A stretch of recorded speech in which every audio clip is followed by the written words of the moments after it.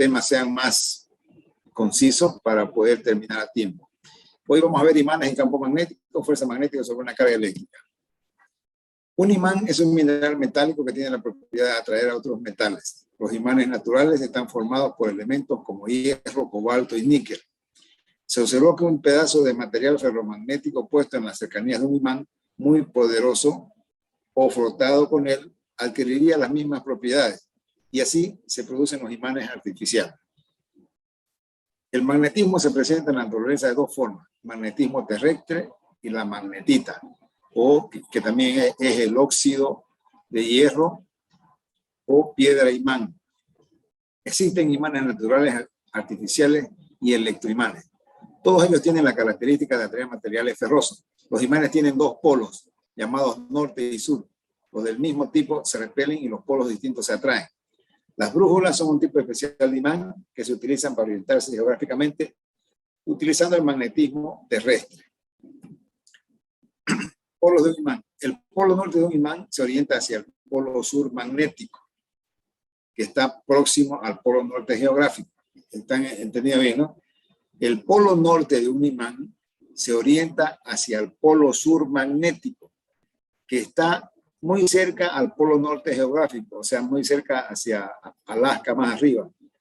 El polo sur del imán se orienta hacia el polo norte magnético, que está próximo al polo sur geográfico, o sea, hacia la Antártida allá. Entonces, quiere decir que el polo norte de la Tierra es el polo sur del imán y el polo sur de la Tierra es el polo norte del imán.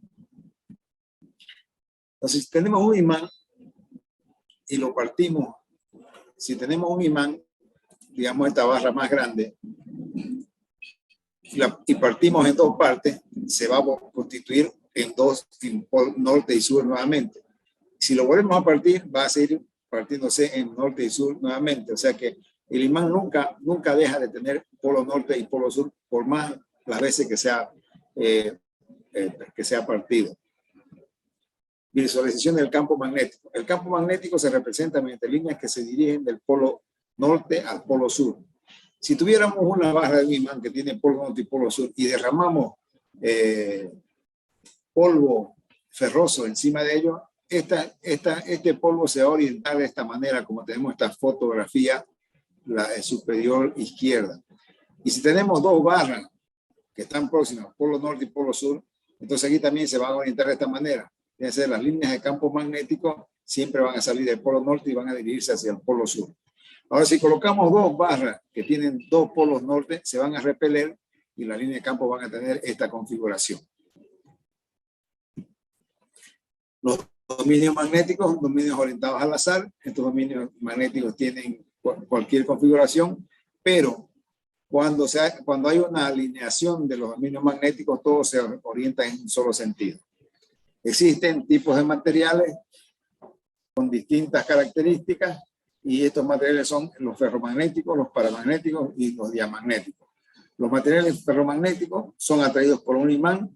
Su comportamiento de reordenamiento y alineación de los momentos magnéticos de los átomos. Y como ejemplo tenemos el hierro y sus relaciones con cobalto, níquel y aluminio. Los materiales paramagnéticos son atraídos débilmente por un imán.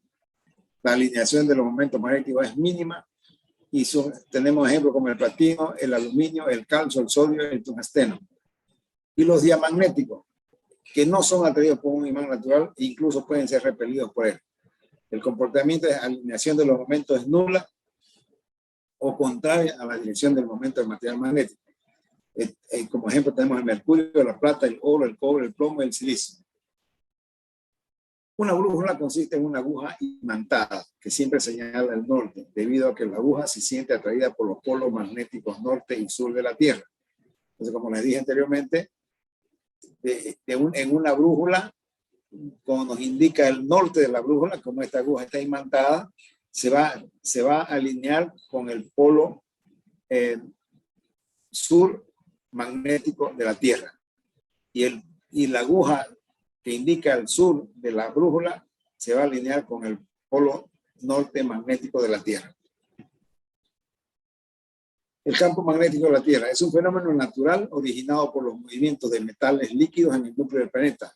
y está presente en la Tierra y en otros cuerpos celestes como el Sol. No es estable, sino que se desplaza en el curso de las eras geológicas, actualmente a 40 kilómetros por año. El polo norte magnético está cerca del polo norte geográfico, a unos 1.600 a 1.800 kilómetros del polo norte. El polo sur magnético se encuentra al sur de Australia, a unos 2.600 kilómetros del polo sur. Existe en la actualidad una inversión magnética. El norte magnético es en realidad un polo sur, si consideramos como un imán. Después les voy a traer cómo suena el movimiento del campo magnético en el interior de la Tierra. Entonces, lo que les decía anteriormente, el polo norte geográfico de la Tierra es el polo sur magnético de la Tierra. Y el polo norte magnético de la Tierra es el polo sur geográfico de la Tierra. Entonces, aquí vemos que las líneas de campo salen del polo sur, o sea, de la Antártida, del polo sur geográfico, y van hacia el polo norte geográfico. Quiere decir, ¿no?, que el polo norte magnético está en la Antártida y el polo sur magnético está arriba de Alaska. Entonces, como decía, el polo sur no es estático, se mueve. Actualmente esta fotografía es de hace 3 años. Hace 3 años el polo sur estaba ubicado en esta posición, de Canadá, de Alaska a un lado, ¿no? Entonces, de Groenlandia a un lado. Entonces, esto todos los años se va moviendo. Ahora entramos a hablar sobre la electricidad y el magnetismo. Hasta el año 1920 se pensaba que el magnetismo era independiente de la electricidad.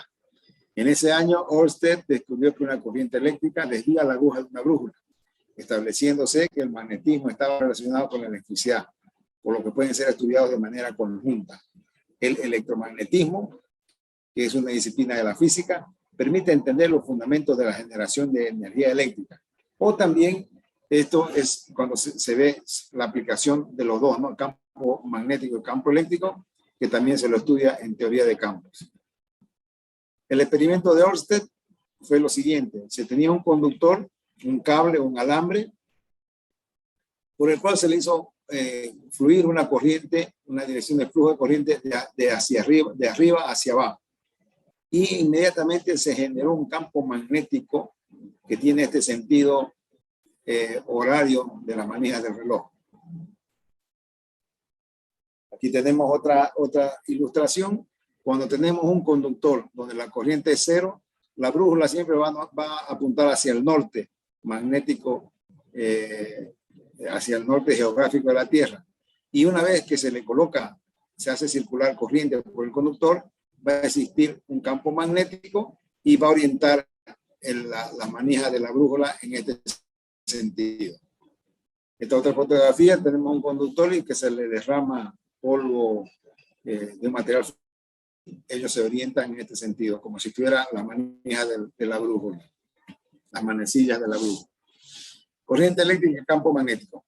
Cuando muchas cargas se mueven por un conductor rectilíneo o existe una circulación de corriente eléctrica, se produce un campo magnético formando círculos concéntricos en torno al conductor. Entonces aquí tenemos un conductor, se hace circular una corriente eléctrica y se va a generar campos magnéticos concéntricos en diferentes posiciones, con diferentes valores. Y se rigen sobre la regla de la mano derecha, que consiste en colocar el conductor en la palma de la mano, el dedo pulgar en dirección de la corriente, y al cerrar la mano nos indica el sentido del campo magnético. Campo magnético es un alambre recto y largo. Cuando la corriente es 0, la brújula apunta hacia el norte geográfico de la Tierra.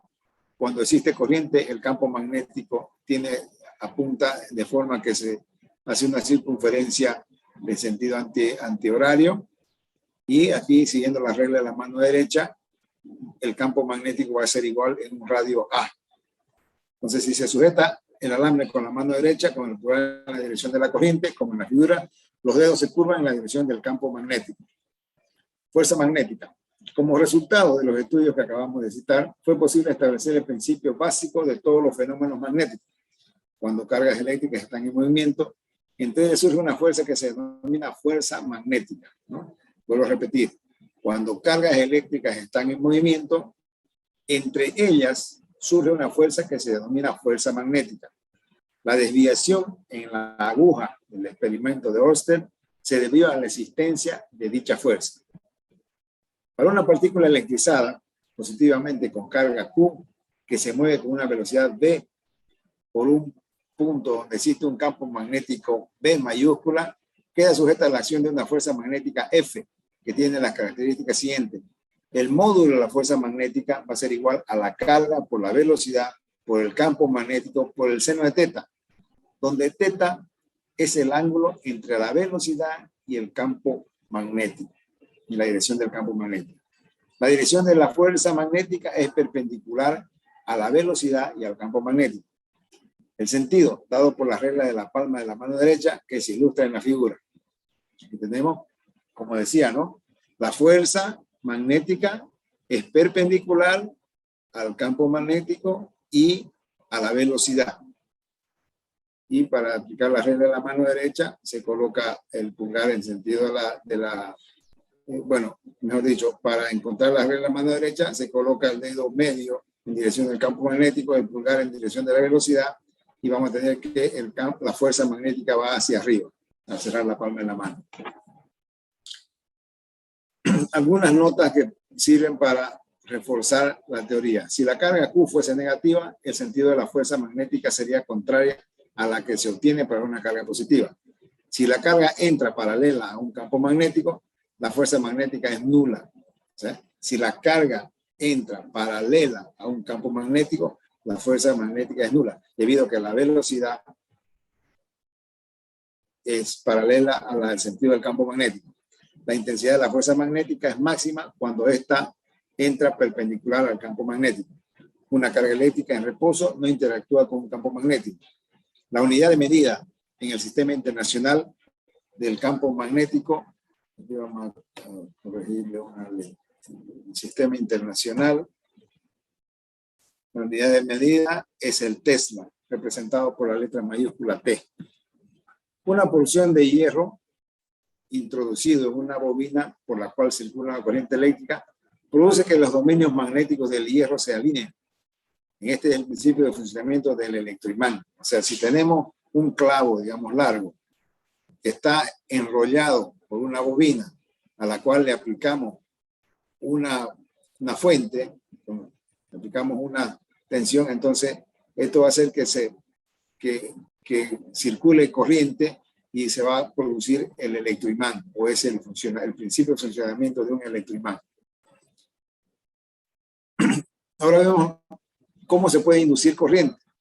Faraday y Henry, dos estudiosos de estos temas del magnetismo, descubrieron que se podía generar corriente eléctrica en un alambre con el simple movimiento de un imán en una bobina. Entonces, tuvo aquí un alambre, lo hizo como lo hizo sentido de una circular, y le colocó un galvanómetro y colocó un imán y lo metió por el medio de la bobina. Entonces, vio que al colocar el imán se producía, el galvanómetro comenzaba a marcar, y hasta que llegaba a cero, y al volverlo hacia atrás también el galvanómetro no volvía a marcar. Entonces estos científicos descubrieron que el movimiento relativo entre un alambre y un campo magnético induce voltaje. Generación de la electricidad. Como vimos anteriormente, un generador eléctrico es todo dispositivo capaz de mantener una diferencia potencial eléctrico entre dos de sus puntos, llamados polos. Los generadores eléctricos son máquinas destinadas a transformar la energía mecánica en energía eléctrica. Esta transformación se consigue por la acción de un campo magnético sobre los conductores eléctricos dispuestos sobre una armadura. Entonces aquí tenemos un imán, la parte de arriba roja es positiva y la parte verde es negativa. Entre este imán hay un campo magnético que viene de positivo a negativo, y si se coloca una bobina, en este caso de modo rectangular, donde se hace con una manivela, se hace dar vueltas a esta bobina, se va a producir un voltaje. Si tuviéramos un laboratorio, podríamos ver todos estos efectos.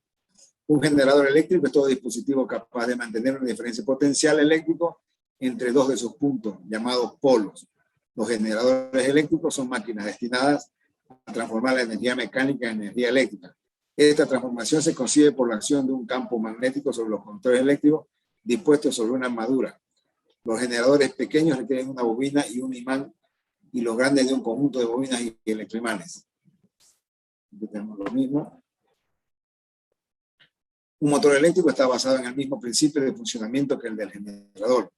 Este está encargado de transformar energía eléctrica en energía mecánica a partir de un imán y una bobina en movimiento. El proceso inverso de un generador. Aquí tenemos un imán permanente, polo norte, polo sur, y aquí vamos a hacer girar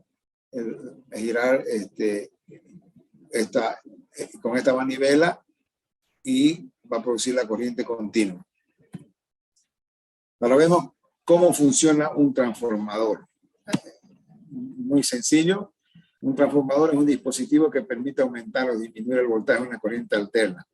Está compuesto por una bobina primaria y otra secundaria, unidas mediante un núcleo de hierro laminado. Aquí tenemos una fotito. Tenemos varios transformadores en la calle. Tienen el mismo principio de estos pequeñitos que tienen hasta los juguetes, ¿no? Tenemos un núcleo ferromagnético. Vamos al puntero.